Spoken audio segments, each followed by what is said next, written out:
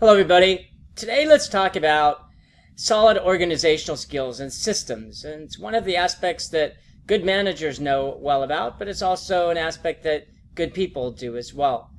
We know that to be a good manager, there's a number of things that you should consider. One is to, of course, like what you do, and then to know your job very well.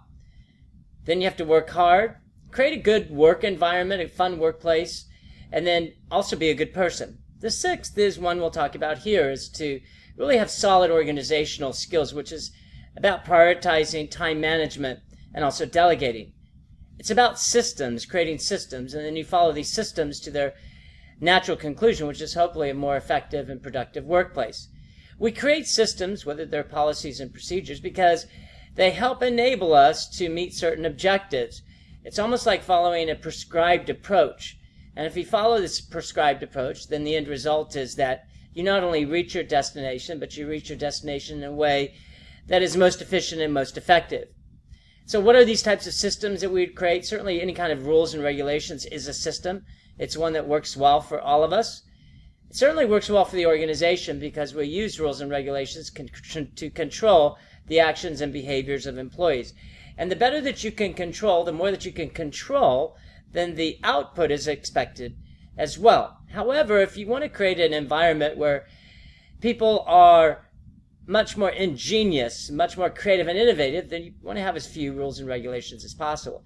But if you want to create systems in order for people to follow, because you want a prescribed approach, you want some kind of outcome that's expected, then you certainly would want to use more systems and processes. These all culminate into an organized atmosphere.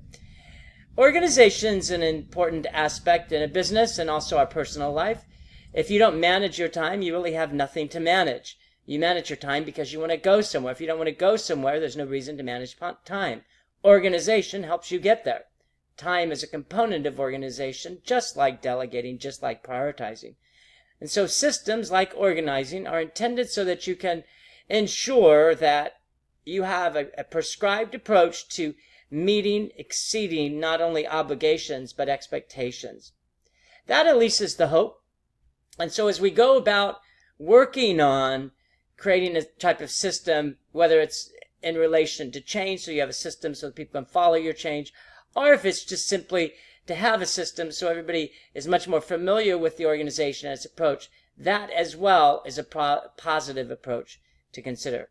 So there we have a good primer on organizations and also the reason we're organizing new systems. Hope it works for everybody.